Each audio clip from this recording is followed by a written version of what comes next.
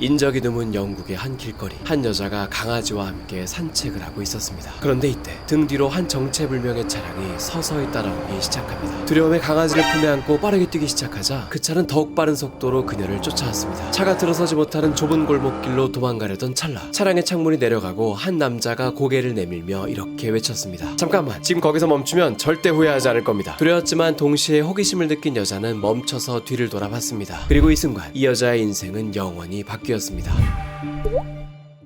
아냐 테일러 조이는 아르헨티나의 광활한 초원에서 말과 함께 뛰어놀며 자연과 함께하는 유년 시절을 보냈습니다. 그러나 이 행복은 6살이 되던 해에 깨지고 말았죠. 당시 아르헨티나는 심각한 경제 위기로 인해 과격한 시위가 잇따랐고 대통령마저 헬리콥터를 타고 도망을 다니던 심각한 상황이었습니다. 이에 아냐의 부모님은 고국을 떠나 영국 런던으로 이주를 결심했습니다. 아냐는 갑작스러운 도시 생활에 혼란을 느꼈습니다. 게다가 한순간에 영어를 배워야 하는 언어적 문제마저 생기자 혼란감은 더욱 가중되었죠. 아냐는 아르헨티나로 돌아가고 싶다는 생각에 소심한 반항을 하게 되는데 모든 영어 관련 교육을 거부하기 시작한 것이었습니다. 자신이 계속해서 영어를 못한다면 부모님이 아르헨티나로 돌아가지 않을까 하는 기대감에서 벌인 일이었죠. 이런 반항은 8살 때까지 계속 이어졌으나 결국 확고한 부모님의 의사를 확인한 아냐는 영어를 받아들이기 시작했습니다. 학창시절 아냐를 가장 힘들게 했던 것은 특이한 외모였습니다. 눈 사이가 멀다는 이유로 하구들의 놀림이 끊이지 않았죠. 시간이 흐른 훗날에는 덤덤한 듯 인터뷰에서 말했지만 당시 하구들이 툭툭 내뱉는 말들은 10대 소녀에게 뾰족한 가시가 되어 박혔습니다. 체육 시간에 한 아이는 이렇게 말하기도 했습니다. If you wanted me to catch a ball, you had to throw it at the side of my head.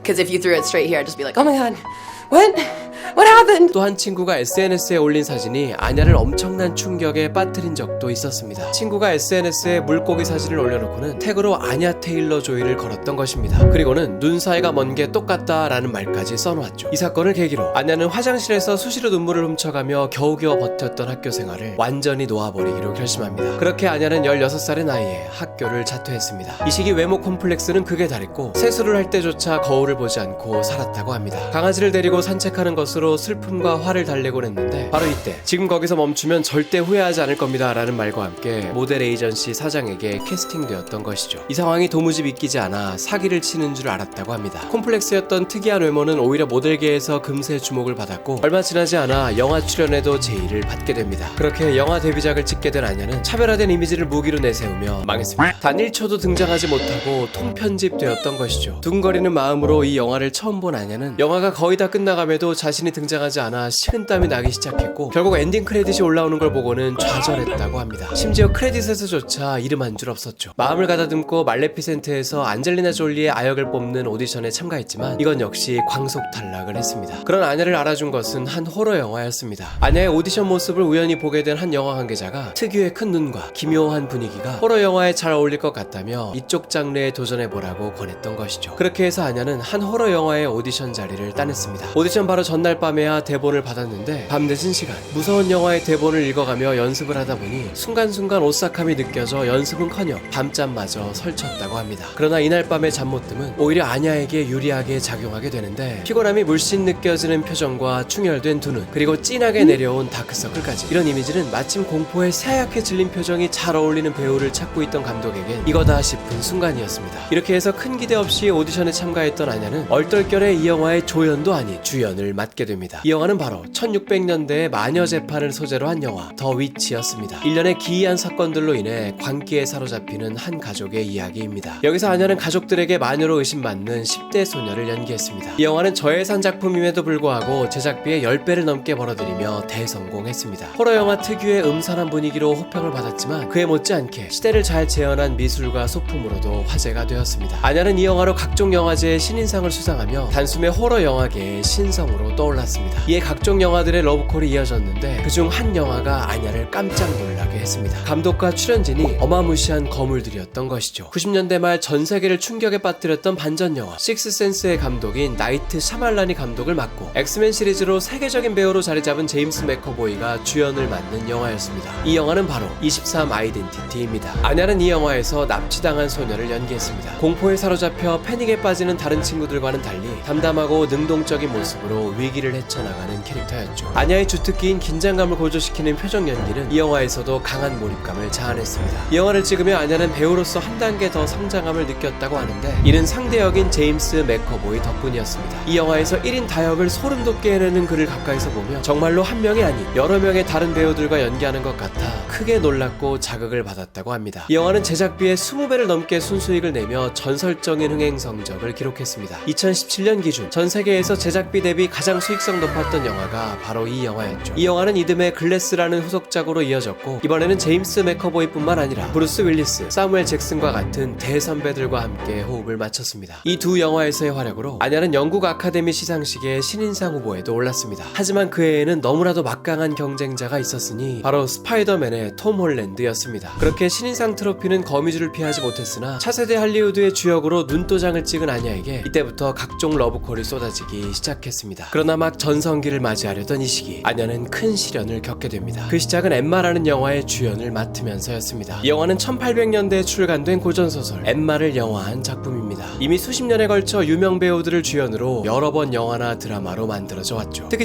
1996년작은 기네스 펠트로가 주연을 맡았는데 이 영화를 계기로 본격적인 스타덤에 오를 수 있었습니다. 이 캐릭터를 이제 아냐 테일러 조이가 연기하게 된 것이죠. 시종일관 유쾌한 분위기의 코미디 영화였는데 아이러니하게도 이런 밝은 분위기의 영화를 찍으며 아냐는 가장 암울한 시기를 맞이하게 됩니다. 그 시작은 바로 이 장면을 찍을 때였습니다. 나이든 부인에게 말실수로 상처가 되는 말을 내뱉는 장면이었는데 갑자기 이상하게 심장이 떨리고 식은땀이 나길 시작했습니다. 그 이유는 바로 학창시절의 트라우마 때문이었죠. 자신이 내뱉은 말에 상처받고 침울해하는 상대역을 보며 문득 10대 시절 자신이 보였던 것입니다. 사물함에 갇히기도 하고 온갖 상처받는 말들에 시달렸던 그 시절이 생각나며 손이 부들부들 떨리고 심장이 쿵쾅거리기 시작했습니다. 이날 촬영 중간중간마다 수시로 상대 배우에게 다가가 눈물을 왈칵 쏟아내며 모진 말을 해서 죄송하다는 말을 연거푸 쏟아냈다고 합니다. 상대 배우는 대본에 있는 말을 한 것뿐이니 괜찮다며 오히려 좋은 연기라고 칭찬해줬지만 아냐는 아무리 연기라도 자신이 그토록 싫어했던 가해자가 된 것 같다며 이를 힘들어했습니다. 이날 이후에도 대본상 무례한 말을 내뱉어야 할 때면 이런 증상이 또 찾아왔고 이는 공황장애로 이어져 촬영장에서 쓰러지는 일도 있었다고 합니다. 그런데 제 몸 하나 가누기 어려운 이런 상황에서조차 나 때문에 촬영이 지연됐네라는 생각에 더욱 주눅이 들기 시작했죠. 이런 상황에서 밝고 사랑스러운 캐릭터를 연기하는 것은 지금까지 했던 어두운 캐릭터들을 연기하는 것보다 훨씬 더 힘든 과제였습니다. 이 엠마라는 캐릭터는 영화 도입부에 예쁘고 영리하며 부유한 엠마는 지금껏 살면서 괴로운 일이 없었다라는 대사가 나올 만큼 모두의 부러움을 사는 캐릭터인데 늘 자존감 문제에 시달려온 아냐는 실제 자신과의 괴리감이 느껴져 이 캐릭터를 연기할 자신이 없었다고 합니다. 이때 아냐는 내가 역대 가장 못생긴 엠마가 될 거야. 내가 이 캐릭터를 망칠 거야 라는 생각에 잠을 이룰 수 없었다고 합니다. 그러나 촬영이 계속되며 캐릭터에 몰입하기 시작한 아냐는 오히려 이 캐릭터로 인해 마음의 치료를 받게 됩니다. 완벽해 보였던 이 캐릭터도 때로는 다른 이들에게 미움을 사는 존재였고 이런 캐릭터가 점점 성장해가며 사랑스러운 여자로 거듭나는 것을 직접 연기하다 보니 아냐는 어쩌면 자신도 이렇게 사랑스러운 존재가 될 수 있지 않을까 하는 생각이 들었습니다. 그렇게 해서 그동안 과거의 상처에 얽매여 있던 비관적인 사고방식을 버리고 스스로를 사랑하고 스스로에게 가장 좋은 친구가 되어주자는 다짐을 했다고 합니다. 엠마를 통해 또 한 번의 존재감을 드러내고 또 자신감까지 회복한 아냐는 이제 넷플릭스 드라마에서 그 활약을 이어갑니다. 이 드라마는 바로 역대 넷플릭스 최고 시청률을 갱신한 퀸스 갬빗입니다. 불우한 환경에서 자란 고아가 체스 천재로 거듭나는 흥미진진한 성장 스토리였습니다. 이 드라마는 선풍적인 인기를 구가했는데 각종 시상식을 휩쓴 것은 물론이거니와 체스 두는 법에 대한 검색량이 9년 만에 최고치를 기록하고 온라인 체스 게임들이 호황을 맞이하는 등 체스 신드롬을 일으키기도 했습니다. 아냐는 이 드라마에서 붉은색 머리로 변신을 꾀했는데 이 머리색이 나오게 된 에피소드가 참 재미있습니다. 원래 퀸스 갬빗 원작 소설의 주인공은 흑발에 가까운 갈색 머리였습니다. 그런데 아냐 테일러 조이는 대본을 미리 읽어보고는 사람이 바글바글한 곳에서도 원치 않은 시선이 항상 집중되는 이 캐릭터의 특징상 머리색이 붉은색으로 확 튀었으면 좋겠다는 생각을 했습니다. 그런데 재미있게도 감독과 만나 이를 건의하려던 그 순간 감독의 입에서 먼저 머리색을 붉은색으로 해보면 어떨까 하는 말이 나왔죠. 감독과 서로 같은 생각을 하고 있었다는 생각에 촬영 전부터 좋은 예감이 들었다고 합니다. 이 예감은 적중했습니다. 무려 전 세계 63개국에서 1위를 기록하며 당시 넷플릭스 역사상 전례 없는 성공을 거뒀습니다. 우리나라의 오징어 게임이 전 세계 83개국에서 1위를 달성하며 새로운 역사를 쓰기 전까지 무려 1년이나 유지했던 대기록이죠. 젊은 나이에 할리우드 차세대 주역으로 우뚝 선 아냐의 전성기는 지금부터입니다. 2024년까지 아냐가 출연하는 영화가 무려 7개나 예정되어 있죠. 그중 가장 임박한 영화가 바로 올해 12월에 개봉하는 라스트 나잇 인 소호입니다. 처음 영화계를 사로잡았던 호러퀸의 모습으로 복귀하는 작품이죠. 무엇보다 스토리가 참 신선한 영화입니다. 패션 디자이너를 꿈꾸는 엘리라는 소녀가 어느 순간부터 꿈을 꿀 때마다 1960년대의 런던으로 향하게 됩니다. 이곳에서 정체불명의 매혹적인 소녀 샌디를 알게 되고 그녀의 당찬 매력에 푹 빠집니다. 그러던 어느 날 샌디가 목숨을 잃는 장면을 목격하게 되고 이 억울한 죽음을 밝힐 사람은 자신밖에 없다고 생각한 엘리가 단서를 찾아가는 내용이죠. 여기서 아냐가 맡은 역할이 바로 이 매혹적이고 치명적인 60년대의 가수 샌디입니다. 호러 영화에서의 아냐의 활약을 주목해왔던 에드가 라이트 감독은 가장 먼저 아냐를 이 영화의 출연진으로 확정지었다고 합니다. 게다가 가수라는 설정답게 영화의 OST도 직접 불렀는데 몽환적인 영화 분위기에 잘 어울리는 목소리로 새로운 매력을 뽐냈습니다.